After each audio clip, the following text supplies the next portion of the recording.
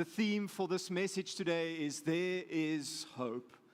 And before we pray, I want to read God's word as the prophet Isaiah speaks into our day and age, even now, the coming of the Messiah. This is Matthew 12, verse 18 to 21. Here is my servant whom I have chosen, the one I love, in whom I delight. I will put my spirit on him, and he will proclaim justice to the nations. He will not quarrel or cry out. No one will hear his voice in the streets. A bruised reed he will not break, and a smoldering wick he will not snuff out, till he has brought justice through to victory. In his name the nations will put their hope.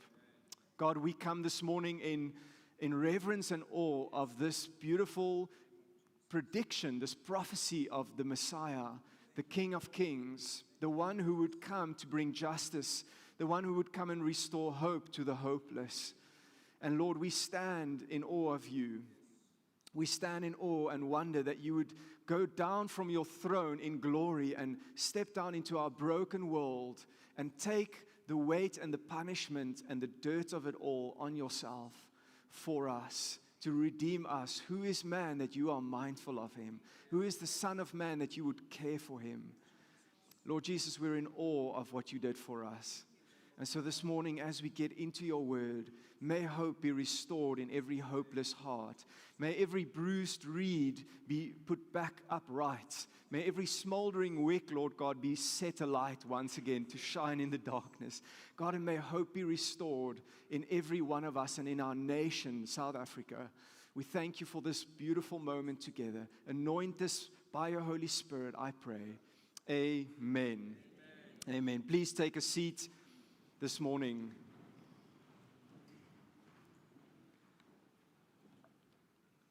Isn't that a beautiful, beautiful passage? This prediction of the coming Messiah. This was something a few hundred years before Jesus would come. And it didn't seem very impressive. If you read that, it doesn't seem very impressive. It doesn't sound like, knight in shining armor on a big white horse with an entourage, an army behind him, It doesn't smack of royalty or power or rule and reign. It doesn't smack of kingliness. And yet this is exactly what the Bible prophesies we as humanity needed most. We didn't need somebody who raised his voice. And perhaps I'm being counterintuitive this morning by raising my voice. But I know that I get to and I need to. But he didn't come raising his voice. He didn't come to make a loud noise like the voices of the world, right? Jesus didn't come and throw his weight around or set up a big earthly kingdom, He didn't travel with a blue light brigade of black BMWs through the streets, right? He didn't need to do that. Jesus came humbly. Jesus came in as a lowly, and the Bible calls him a suffering servant, to restore something that was lost in humanity, to redeem the brokenness of the fallen state that goes right back to the origins of Genesis, when Adam and Eve made that first fatal mistake of disobeying God in the Garden of Eden. And today, even now, here in Graaff-Reinet in 2026, we are still sitting with the results of that. But there is hope. Amen? There is hope.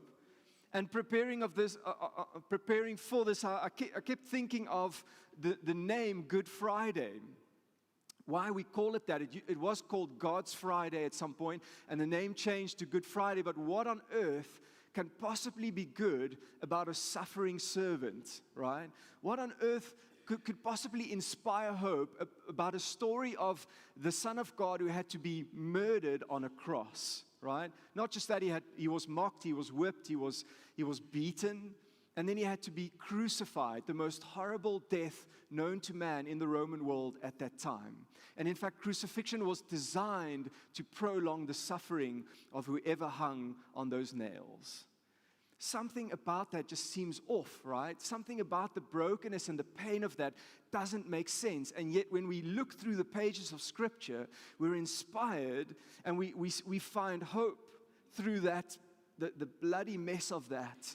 We find healing as we look at the wounds and the scars and the nails. We find forgiveness as we see the utter scorn and the disdain and the mockery on the cross.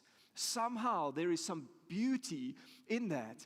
And Yanni beautifully arranged these flowers with these crosses to symbolize the beauty that came out of the pain and the ugliness and the darkness, right? And I pray and I hope that that is what Easter means to you, more than pickled fish. Amen. More than hot cross buns. I pray that by God, that Easter would mean so much more and that it would inspire hope in you once again. And I think of our South African context, and I'm by birth not a South African, but I am most certainly by heart a South African. And I think of us as South Africans. You're all South Africans here, I hope, most of us at least. But there is something in us that longs for hope. Amen. We live in times that can only describe as desperate and hopeless, right? I'm considering trading my car in for an electric scooter at the moment. Anybody else? We'll be riding to school with the kids in the front, basket in the back. It's going to be great. Watch us travel through Graafrenet on our little e-scooters, right? There's a sense of hopelessness when we read the news and we see another corruption case, and we see another failed parastatal, we see another failed broken setup in South Africa. There is a sense of hopelessness when we see the crime numbers going up, when we see another business close down and more jobs getting lost. South Africa is facing a serious state of hopelessness. Suicides are on the increase, and high numbers of depression and anxiety are recorded all over the place, especially in young people. There is a sense of hopelessness.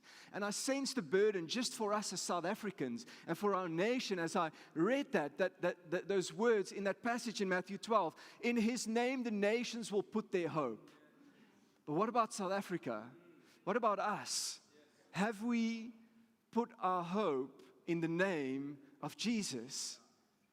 Have we put our hope in His name? And I kept deleting this one point from my sermon, and then I sensed the Holy Spirit put it back. And I'm like, no, I can't say this. And I kept deleting it, and then I sensed the Holy Spirit like, no, you need to say this. And I kept having to put it back, right? And I'm like, no, this is not going to land well. I can't say this. And the Lord said, no, you do what I ask. Put it back. And I sense the Holy Spirit urgently placed on my heart on this Good Friday. South Africa is losing hope because we've lost sight of Jesus.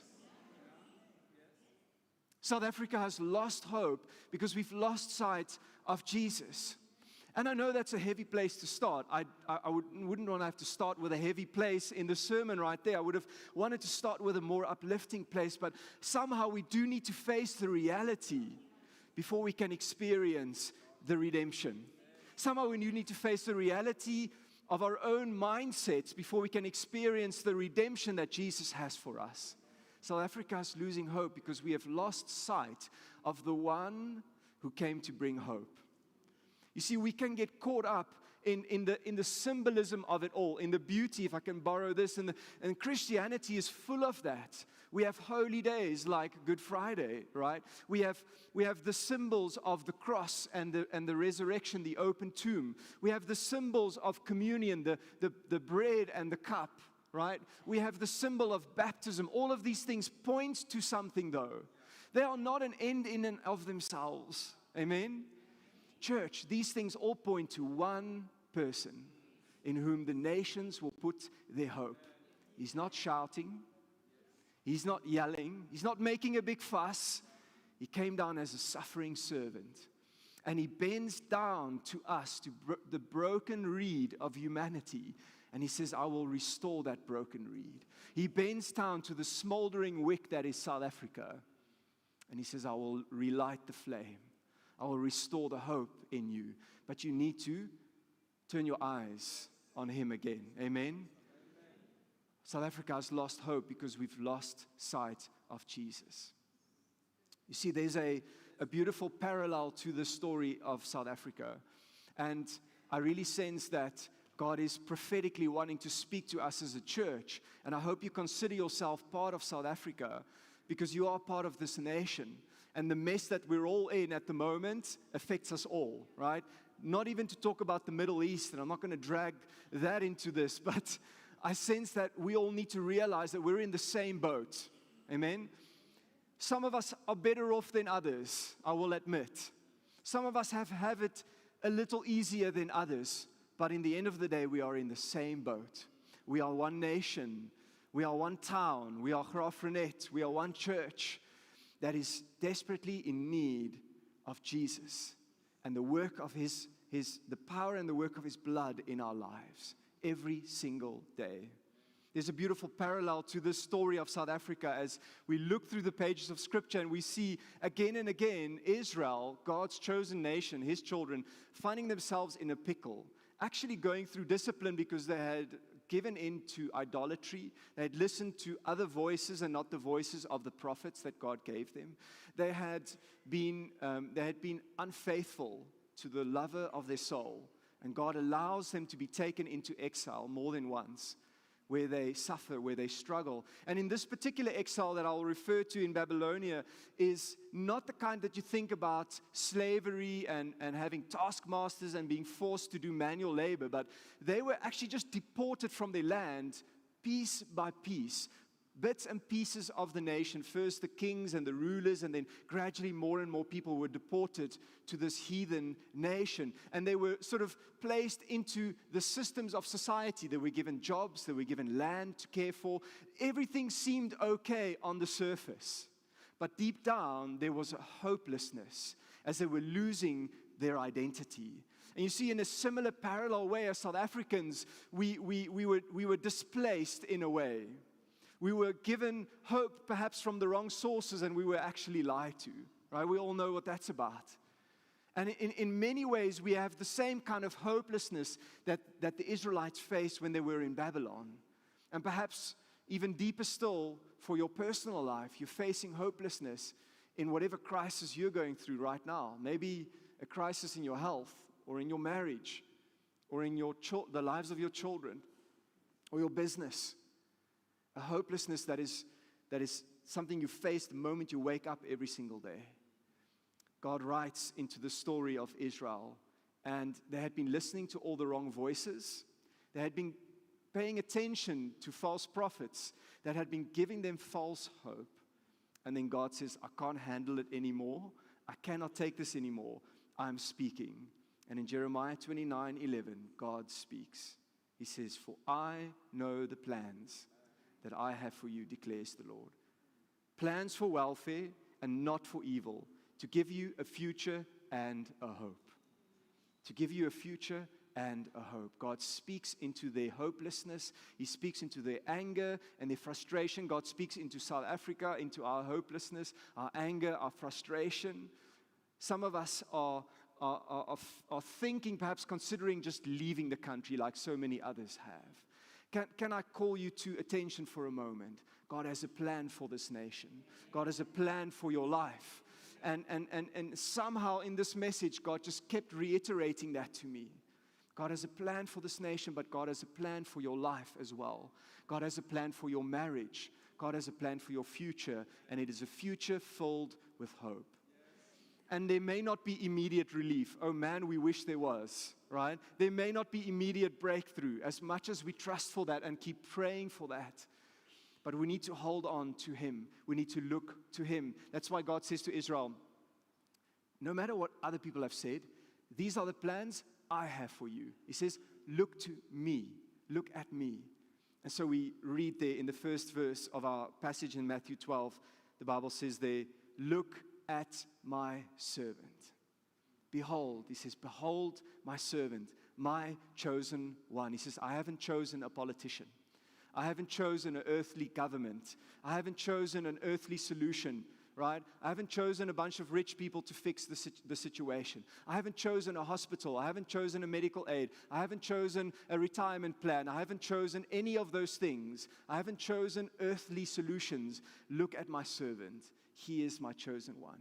He is the Messiah. The nations will look to Him in hope. Are you looking to Jesus right now? Or are you looking at all sorts of other things? Because the cross and the grave and the communion and the baptism and bath and every single symbol and all the beautiful things, the things that we make use of in the Christian faith, all point to one person. They are not in and of themselves a thing. It points to Jesus. Are your eyes fixed on Jesus right now? For your salvation, for your deliverance, your school here, for the young people here? Are your eyes fixed on Jesus for your family, for your marriage, for your children, for the future of your business? And most importantly, are your eyes fixed on Jesus for the future of this nation? Because God loves you, but He also loves South Africa. You see, we see Jesus being all over the pages of Scripture, being the main focal point. All of prophecy, all of the Old Testament was written with the sole purpose of pointing us to the coming Messiah. We stand now, 2,000 or so years later, looking back at what Jesus would come to do. And over the years, the power of it and the quality of it and the beauty of it tends to fade a little bit. And that's why we need to get into the Bible, because the Bible inspires us again to come back to Jesus, to clean our lenses, to take off the glasses of hopelessness, to take off the glasses of negativity and despair, the glasses of depression and anxiety, the glasses of whatever the news is saying, to take off those glasses and clean them once in a while and go, oh my word, what I needed all along is on the pages of Scripture. Jesus is the hope of my life. Jesus is the hope of my family. He is the hope of my future. He is the hope of my nation. John 1 says that in Him was the life that was the life of all mankind. Colossians 1 says that all things were created by Him and for Him, and He is preeminent over all things, and in Him all things hold together. Hebrews 1 says that He radiates the glory of God, and the very universe is upheld by the power of His word. Jesus Christ, Revelation 22 describes Him as the Alpha and the Omega, the beginning and the end. Can somebody say amen? Right? He is the first and the last. He is the rock of ages. He is the rose of Sharon. He is the bright morning star. John the Baptist saw Him walking and he said, behold, the Lamb of God who takes away the sin of the world. Behold, the Lamb of God who knows what it will be like to carry the weight and the pain and the suffering that that this world has been tarnished by. Behold, the Lamb of God who takes away the sin of the world. God says, behold my servant, the one whom I have chosen. Jesus. South Africa has lost hope because we've lost sight of the one who came to save us, who came to give us hope, who came to give us new life. Amen? Don't lose sight of Jesus. No matter how far you are from Him, maybe today you've hardly heard of Him. Perhaps you've just sort of come to church on Easter and Christmas, and that's been fine. Perhaps this morning you've come with somebody and you're an atheist. That's okay. God will meet you where you are. Perhaps this day you are in fact a child of God. You've been walking with Him for many, many years. But is Jesus still at the burning center of your life? Is He still the ruling and reigning King of kings and Lord of lords on the throne of your life today? Is His blood and the power of His blood still as precious to you as it was the day that you were saved? It points towards Jesus. All of Scripture points towards Jesus. There is no one like Him. There is no one beside Him. There is no one with more love and more grace and more mercy and more goodness in His eyes. There is no one with a greater sense of burden and urgency for your soul than Him. There is no one who cares more. No one who cares more. When everybody else stopped caring, He's the one still caring. He came, He bled, He died on the cross, and He did three very important things. Number one, Jesus was crushed by the weight of the world so we could be made whole.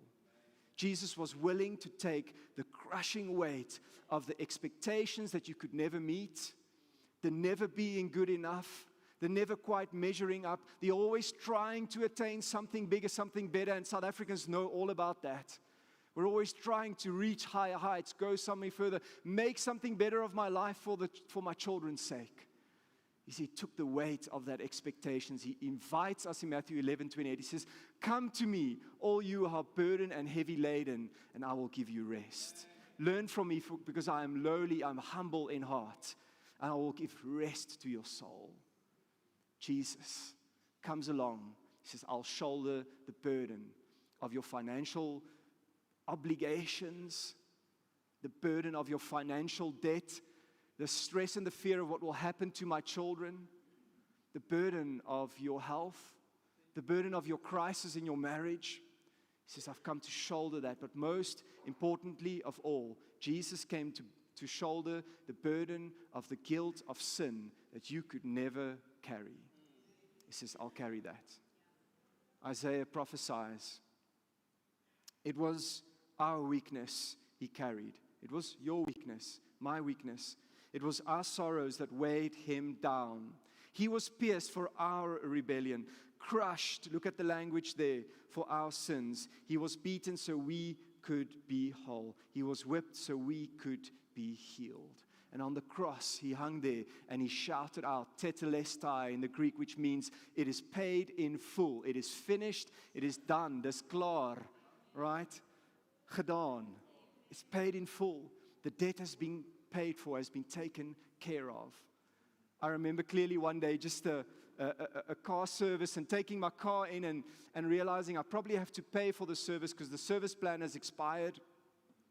And I went back to the dealership knowing that my finances were not in great shape at that time, fully expecting to pay a hefty amount to the car dealership. And I got a white piece of paper in my hand, a bill. And as I folded it, it had an amount, but then it had a big red stamp that said, not for your account. Not for your account. Paid in full. Tetelestai.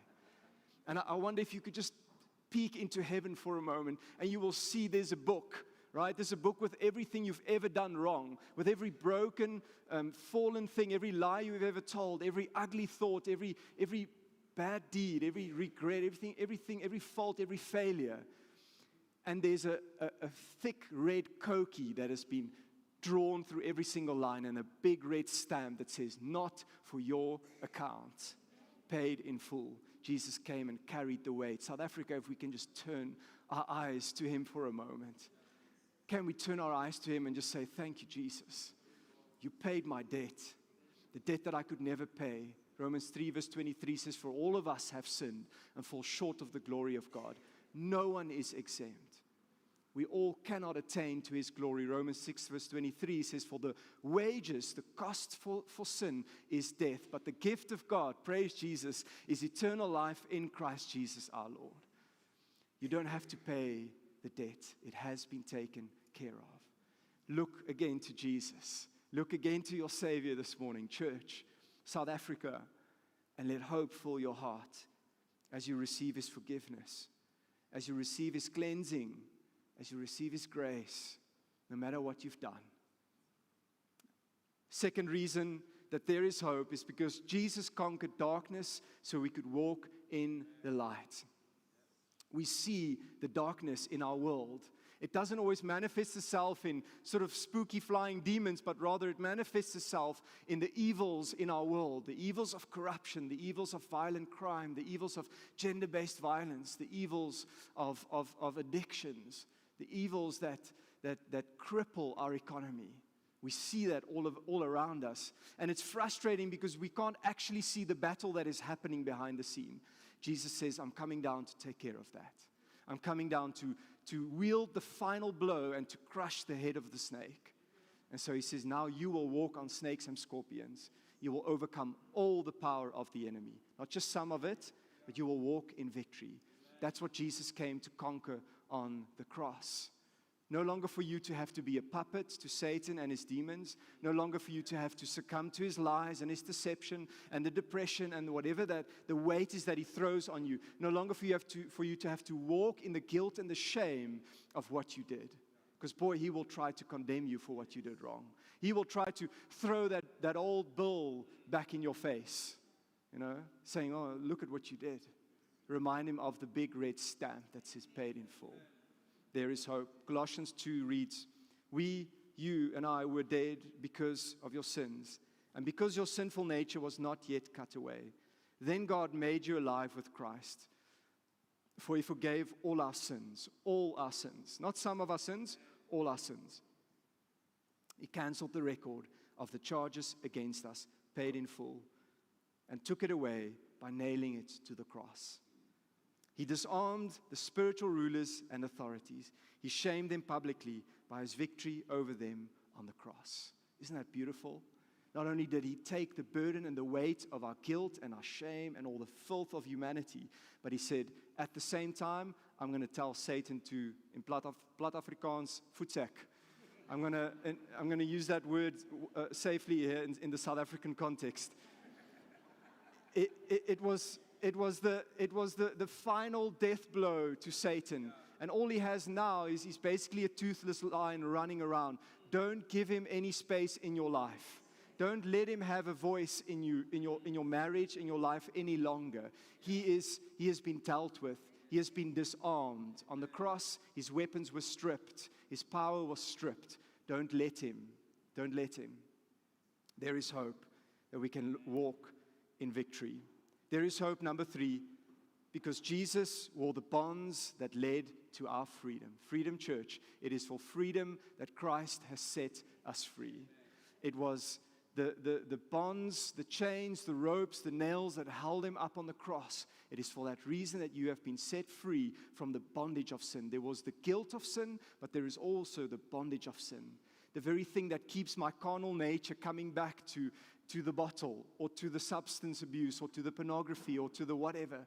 The very thing that keeps me in bondage to lies. The very thing that keeps me coming back to stealing, or gambling, or doing the things that I don't want to do. Jesus says, I'm ending it right now. I'm putting a line in the sand. The sins that came along from your family heritage, the witchcraft, the African spirituality, the Freemasonry, he said, I'm drawing a line in the sand.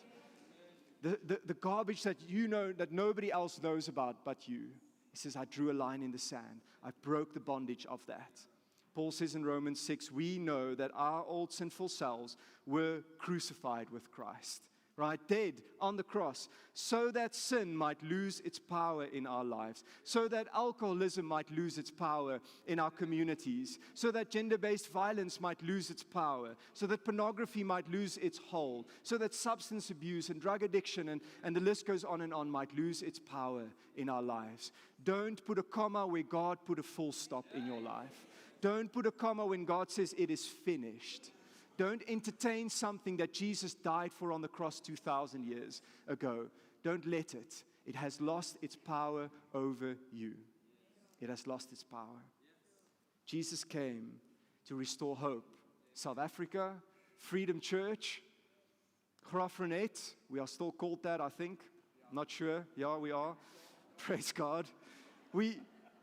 Come on, I'm not here to get into politics, but we need our hearts stirred with hope so that the world out there can be stirred with hope.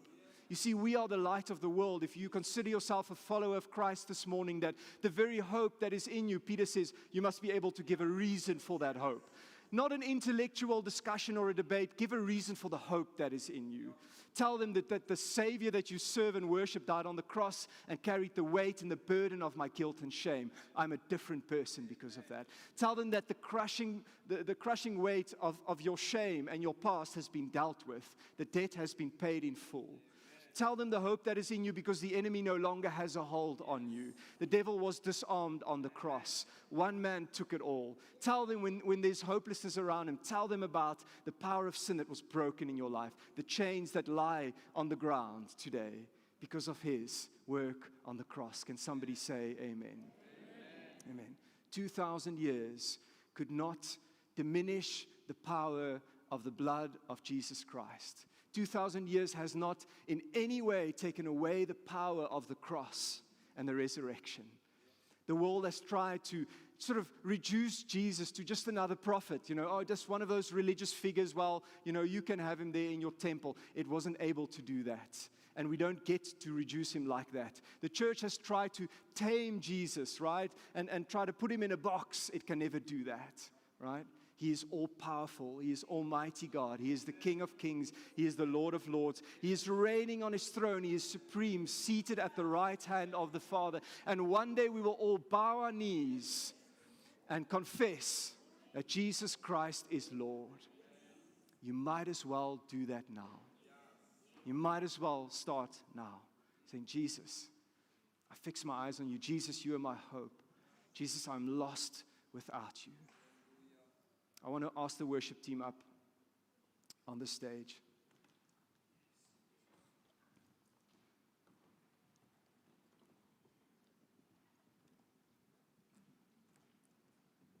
There aren't enough words in the English dictionary, although there's many. There aren't enough words, and it's hard even to just take the pages of Scripture and to try and beautify who Jesus is. Because when you stare into His face, when you look at Him, like that old song says, turn your eyes upon Jesus, look full in His wonderful face, and the things of earth will grow strangely dim in the light of His glory and grace. If we could just stare into His face, there aren't words, there's not a big enough dictionary, there's not enough vocabulary in the English language to describe His beauty to us. Nothing can compare. None of us are even smart enough to comprehend Him and the reasoning that He would come down to earth to save our souls. We cannot fathom it. We cannot begin to understand that kind of love, that kind of grace that would do that. Charles Jefferson is an author who certainly tries. And in his book, The Character of Jesus, he says this: His forgiveness was unbounded. His generosity was untiring. His patience was inexhaustible. His mercy was immeasurable. His wisdom was unfathomable. His kindness was interminable. His faith removed mountains. His hope had no shadow in it. His love was infinite, and so it is impossible to go beyond Him. We can never outgrow Him. He will be always ahead of us. We shall always hear Him saying, "Follow me." He is the ideal of the heart. He is the goal of humanity. He is the lily of the valley, the fairest of 10,000, the one altogether lovely. He is the image of God. Can you fix your eyes on Him, church? South Africa. Can you turn your gaze to this man? He seemed weak and frail and broken, hanging on a cross, but now He's risen, seated at the right hand of the Father. Can you fix your eyes on Jesus? Behold, my servant whom I have chosen. Have you chosen Him today? Have you chosen Jesus? He still cries out from the pages of Scripture, "Come follow me. Come receive your redemption. Come receive the forgiveness that I have for you." God, we stand in awe and wonder of your Son, Jesus Christ, your servant whom you have chosen. And we realize that we are broken reeds, bruised by the brokenness of sin in the world. We are the smoldering wick that Jesus came to light a fire on again. And through your brokenness, and as your light was snuffed out on the cross, there was life for us. There is hope, redemption, and peace. There is the forgiveness of sins. There is the breaking of bondages, the defeat of the enemy. There is hope. In you, we place our hope. May we as a nation place our hope in you as we turn our eyes once again to you, Lord Jesus. May we not miss the forest for the trees, Lord Jesus. May we see you through all of this holiday celebration, Lord God, through the Easter eggs and the hot cross buns and the pickled fish. May we see you, Lord Jesus. May we see you through all the mess of South Africa, through all the pain and the suffering and the brokenness in society. May we see you, Lord Jesus. May we look to you. Let hope be restored in our hearts. You might sit here this morning and you know deep down that something is missing. You were created to have fellowship with God. You were made to know your Creator. But sin has separated you from Him. The rebellion that started in the Garden of Eden sadly was passed down, and thousands of generations leading up to you weren't able to sort it out. But one man did. He was the perfect sinless sacrifice. Jesus Christ, the Son of God, gave His life for you on the cross. And here this morning, you are in the right place at the right time. The mercy and the grace of Jesus, the power of His blood, is still at work today, still available, freely given to us. Grace is a free gift. You don't have to earn it. You don't have to be religious.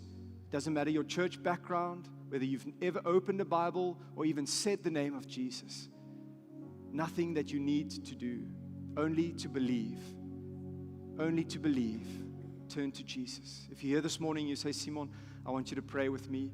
I'm ready to give my life to Jesus. I'm lost. I'm broken. I need His salvation.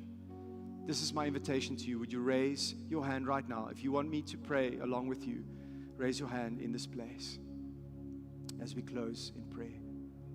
It might take some boldness, but it's the most important decision you will ever make in your entire life. Raise your hand right now. If you say, I want Jesus, thank you so much. It might take some boldness. It might take some courage, but this is what you need more than anything else. Raise your hand in this place. Let's pray this prayer together, church. Dear Lord Jesus, thank you that you love me. Thank you that you died on the cross for me. I know that I'm lost, that I'm a sinner. Please save me. I put my faith in you now. Make me a new person. Wash me clean. Fill me with your Holy Spirit. I make you my Lord and my Savior. And from this day forward, I will follow you with my whole life. Thank you for your love. In Jesus' name, amen. Amen. Heaven celebrates with every response, every person that responded this morning. And if that was your first time and you've genuinely given your life to Jesus, we'd love to encourage you. I'd love to pray for you. I pray for every name that comes in on these cards. In every chair pocket, there's a Next Steps card where you can fill in your details on this red section here, indicate your decision for Jesus, and take that to the info desk, which is on your way out at the exit. And somebody there, a friendly person, will give you this devotional booklet called You Said Yes, which will just help you get started on your journey. I have one more prayer to pray, and that's for those who feel you've lost hope this morning and you need God to restore hope. Would you do something if that's for you? Would you stand if you desire God to just restore hope in some area in your life?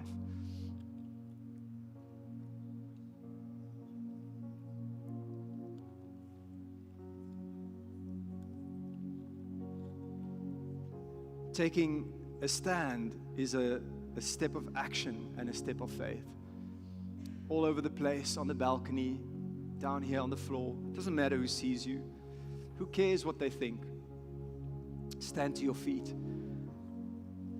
We're going to trust the Holy Spirit for once again, for the hope of Jesus to blow into your life as you turn your eyes to Him.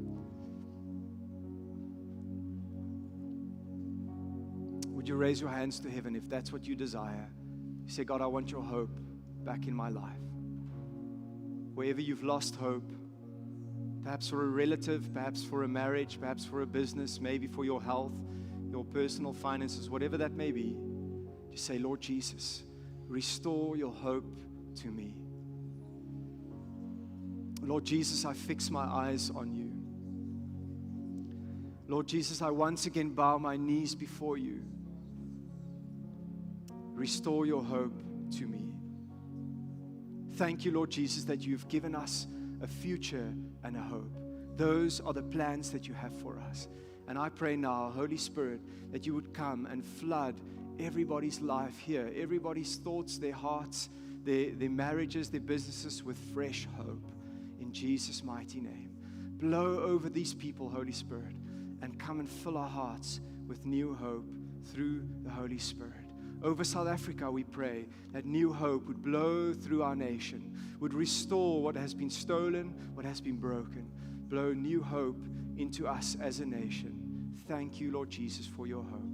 And all God's people said, amen. Stand together, all of us. We're going to stand and we're going to close in this beautiful worship song. Thanks.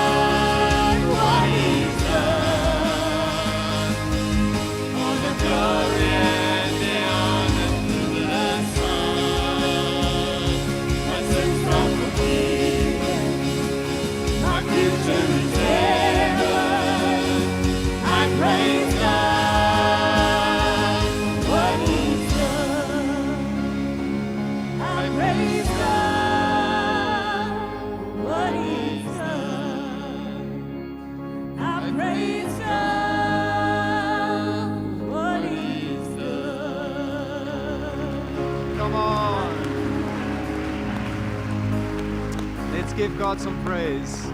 He is so worthy. You are so worthy to be praised, God. And as we go into this Easter week and even looking ahead to Resurrection Sunday, Lord, we can't wait to celebrate that you are alive and that you are coming back for your church. We can't wait to celebrate, God. And so fill us with hope, Lord Jesus. Meet our community, Lord God, in the love that you've placed in our hearts, the hope that you've placed in our hearts, Lord God. Meet our community, Lord God, through us. Show us where to be the hands and feet of Jesus in our world. Thank you, Jesus, for what you've done. In Jesus' name, amen.